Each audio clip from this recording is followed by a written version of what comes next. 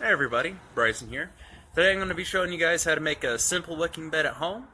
For those of y'all who don't know what a wicking bed is, it's basically just a different type of garden bed, but it uses a water reservoir to water your plants from the bottom up.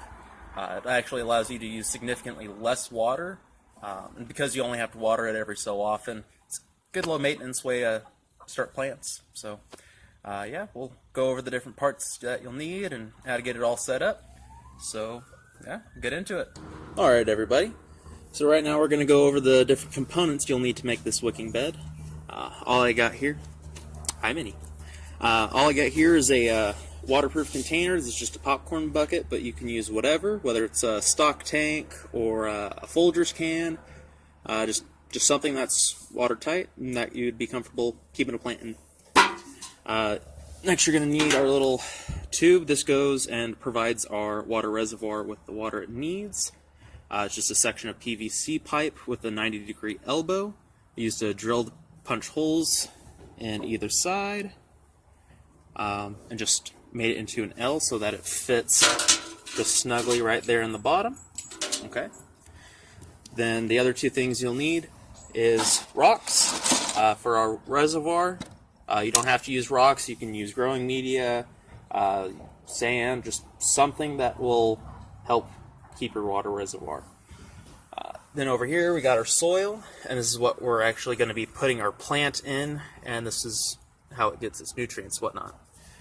So yeah, that's really all the parts that you need. As tools, as I said, I just did this with a power drill and cut it with a PVC cutter, though you can always use a hacksaw. So, and then all you need to do to get it going, get it assembled, so we take our pipe, or reservoir pipe, put it right there. Alright, and we're going to dump in our rocks.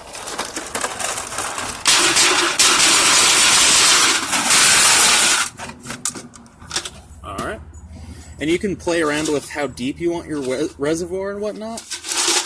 I'm just kind of doing a shallow one, just to make sure that I give it enough space for soil, whatnot. Okay, so now that we have our growing bed situated and our pipe is in a position that we like, okay, we're going to take our soil, okay, and just going to put that in there. Now you kind of want to, you don't want to really push it too much in there, just because we're wanting to try and keep the rocks separate from the soil, but it shouldn't be too much of an issue. If it does, I'm just going to make sure we have that good. And don't forget to get behind that pipe too, to add some security to it.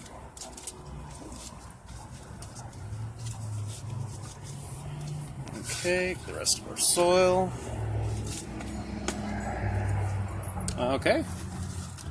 So yeah, we just kind of lightly pack it once it's all in. Alright, and then another thing that you can do is, if you want, you can add like a funnel or something. That might be nice for you to have, just so that if it rains or whatnot, or just to make it easier. I can show you a funnel real quick. Just give me a second. Go over here.